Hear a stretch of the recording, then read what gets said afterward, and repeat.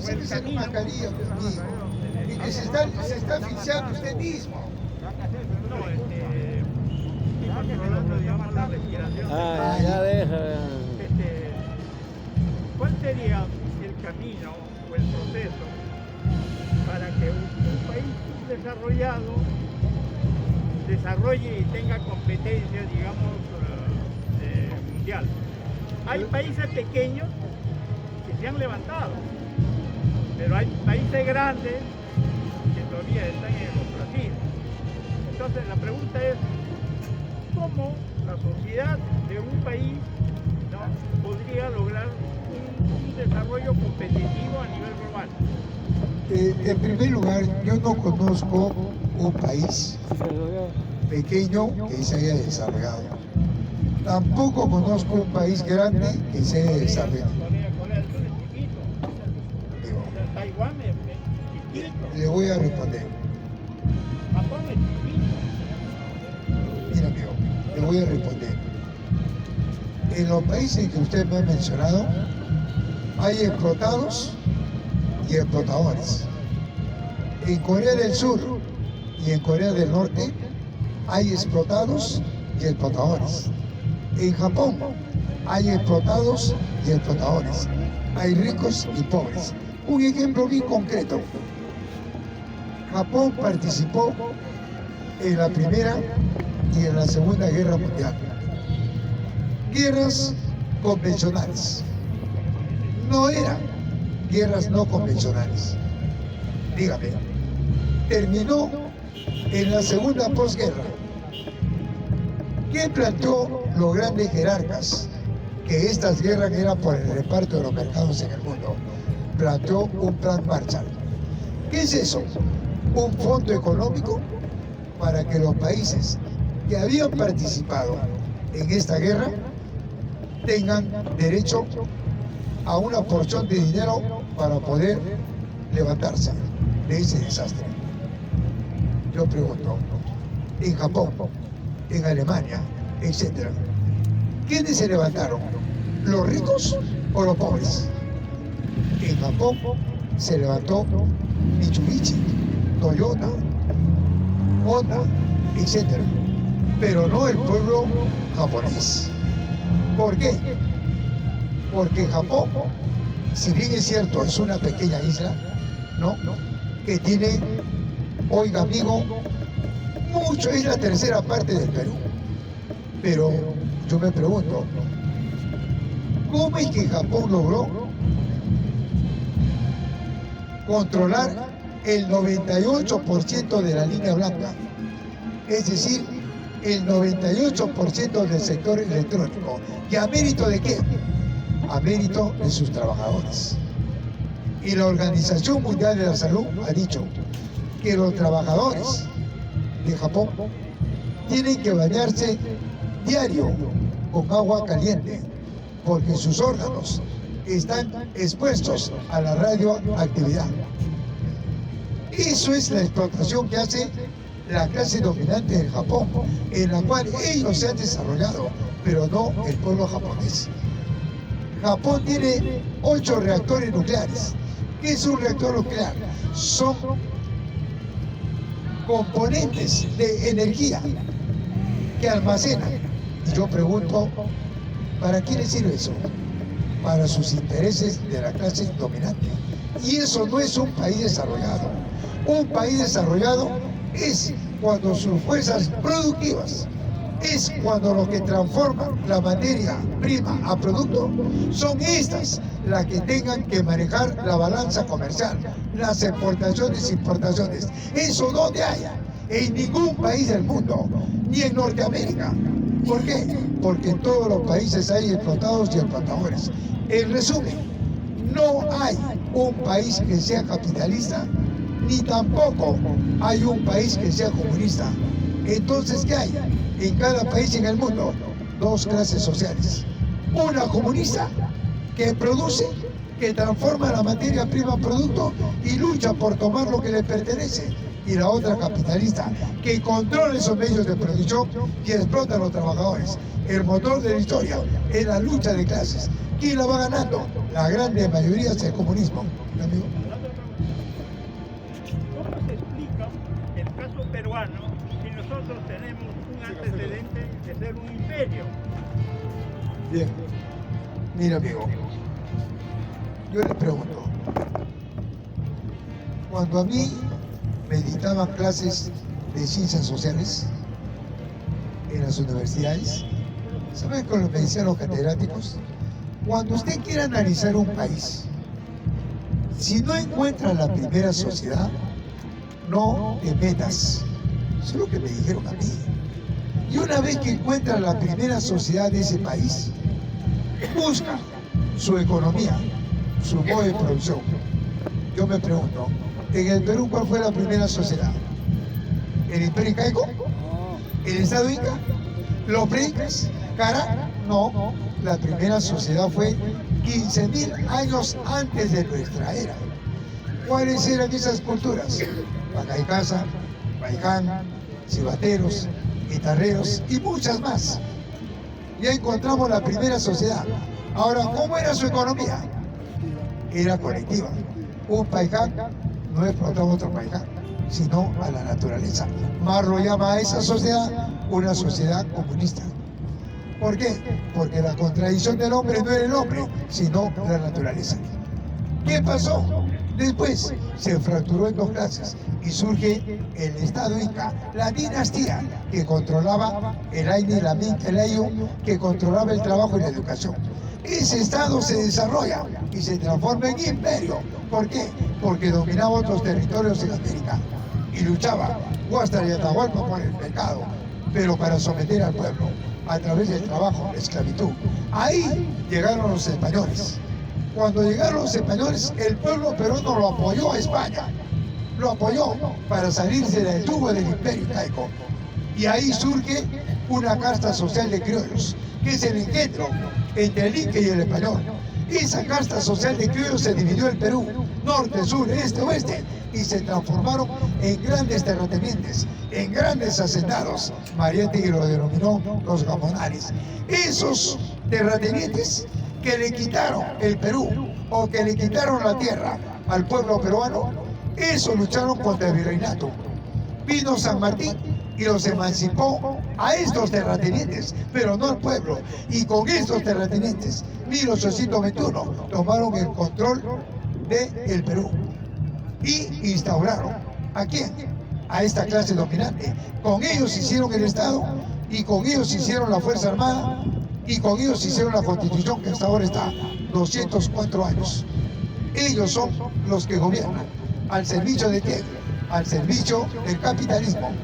Esos que eran antes terratenientes, ahí están sus nietos. Ahí está el grupo Romero, Graño Montero, Buenaventura, el grupo Vice, el grupo Ventín, los Rodríguez Pastor. Esos son los que gobiernan. Los presidentes solamente son guachimanes. Presidente que no está de acuerdo, afuera. ¿Ya, amigo? Bien, bien, amigo. ¿Algo más, no, amigo? Algo más, compañerito. Sí. Y de repente, que los abogados de Pedro Castillo, como Crosato y Zaffarón, han demostrado al mundo entero con la Constitución Política del Perú que Pedro Castillo no ha hecho un golpe. En la Corte, en la OEA y en las Naciones Unidas con sede en Ginebra. 2. Estas supraestructuras en el mundo han recomendado al Estado peruano que Pedro Castillo salga en libertad. El presidente de Suiza ha dicho ante las Naciones Unidas, hará cuestión de 2 meses, que Pedro Castillo debe estar en libertad, porque él es considerado como un preso político. ¿A mérito de qué lo dijo Suiza? Recuerda que Suiza tiene tratados, tiene convenios con la relación de derechos humanos con el Perú. Por eso es que se pronunció el presidente de Suiza y dijo que el Estado peruano debe de darle la libertad a Pedro Castillo Terrones. Y esto ha corrido por todo el mundo. Ahora bien, ¿qué dice el Estado? Que esos son solamente recomendaciones y no son vinculantes.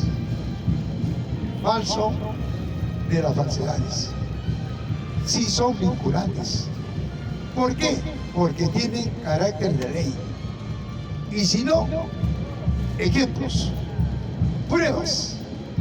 ¿Por qué bloquearon Cuba si no son vinculantes, si no tienen carácter de ley? ¿Por qué bloquearon Nicaragua? ¿Por qué bloquearon Venezuela si no son vinculantes? El problema es que al Perú le han dado un determinado plazo y por eso es que acá están dilatando. ¿Por qué? Porque si Pedro Castillo sale en libertad, automáticamente se comprueba que ha sido un complot armado desde Norteamérica. Entonces están dilatando el tiempo. Si es que Pedro Castillo da un paso de barbadío a la calle, automáticamente es reconocido como presidente hasta 2026. Pero al mismo tiempo, automáticamente van a la cárcel todo lo que hicieron en complot. DINA, mandos militares, jueces, fiscales, congresistas, periodistas, y por encima de todos ellos, ¿quién está? Kena, la embajadora de Norteamérica. ¿Y por qué ordenó eso John Biden? ¿Saben por qué ordenó? Porque Pedro Castillo iba a hacer el segundo contrato con el tren interamericano del BRICS con China. Eso fue una detonante. Y dos, que cuando fue a Norteamérica no firmó la hoja de ruta. Eso fue la segunda detonante. Y la tercera fue hacer leyes a favor del movimiento popular. Una ley, mira, de las 70. Pedro Castillo dijo a la SUNAT: pásame los deudores, pásame. Y no éramos nosotros, no eran los 33 millones de peruanos, eran los grupos de poder. Romero, la Telefónica, Graño Montero, etc. ¿Cuánto debe? Ahí están las cifras: 65.000 millones de soles. Hizo Pedro Castillo un proyecto de ley. ¿Cómo se llamó? La reforma tributaria. Si no pagas tus impuestos, dentro de un mes tus bienes de capital serán embargados. Y se lo fue encima, la confié con la prensa. Saquen a ese hombre porque es incapaz. Y había gente pobre que repetía: sí, incapaz, sáquenlo. Pedro Castillo hizo un proyecto de ley de la educación. ¿Qué dijo? La educación básica, superior, pedagógica, tecnológica, gratuita y el ingreso libre a las universidades. ¿Quién saltó? La iglesia. Saquen ese demonio, porque la iglesia maneja universidades privadas a nivel nacional y colegios privados. Saltó Luna, saltó Díez Canseco, saltó Acuña, saltaron los mercaderes de la educación. Por eso lo sacaron a Pedro Castillo. Pero no es porque era burro. ¿Por qué? Yo te pregunto, ¿el jurado aquí escribe? ¿A burro se escribe o no? Ahí no está viendo la última trabajadora de la municipalidad que barría, congresista. Entonces yo te pregunto, ¿qué dice el jurado? El jurado dice que la Carta Magna, la Constitución Política del Perú, dice que cualquier burro puede ser presidente, ¿o no? ¿Y quién escribió la Carta Magna? Otros burros de arriba. ¿Qué te parece, amigo? ¿A dónde has visto que un burro le dice al otro burro? Para que vean, pues, compañero, acá nosotros tenemos otra forma de ver la situación desde un punto de vista de clase. Eso es lo que hacemos acá, amigo del gobierno. Hoy en día, como saben ustedes, ya lo estamos viendo. Díganme, el Estado en recesión. ¿Por qué crees que DINA, que está revalidando los contratos de 30 años, proyecto de ley, hizo Fujimori, del 93 al 23, 30 años? ¿Por qué DINA lo está revalidando? Y cuando lo revalida con la empresa con el ministro de Energía y con la Fuerza Armada. Van. Ha ido a Cajamarca, ha ido a Piura, ha ido a Huánuco, Huancavelica, Arequipa. ¿Qué le dicen ahí? Señora Presidenta, cuando nosotros fuimos a Lima a reclamar nuestros derechos, usted quiso con nosotros, nos tuvo en el sol, nos difamó, nos chantajeó y encima nos reprimió, no nos atendió. Y ahora vienes a querer sustraer mi recurso. Esto es indignante. Carajo, todo el pueblo lo echó. Los soldados corrían por las chacras, se escapaban. Por eso es que el Perú está en recesión. ¿Qué recesión? Que más es lo que compramos que lo que vendemos. Más es lo que importamos que lo que exportamos. Y Julio Velarde lo ha dicho, presidente del BCR, que controla el PBI. Lo ha dicho en este último 28 de julio. Ha dicho que el Perú no puede atravesar el 2.8%. Venezuela tiene el 10.5% de su PBI. Fíjate, amigo. Y le dicen dictador. Bien, gobierno. Bien, amigos, ¿alguna otra participación? ¿Alguna otra pregunta? Sí. De repente, algo más por ahí. Sí, compañeritos.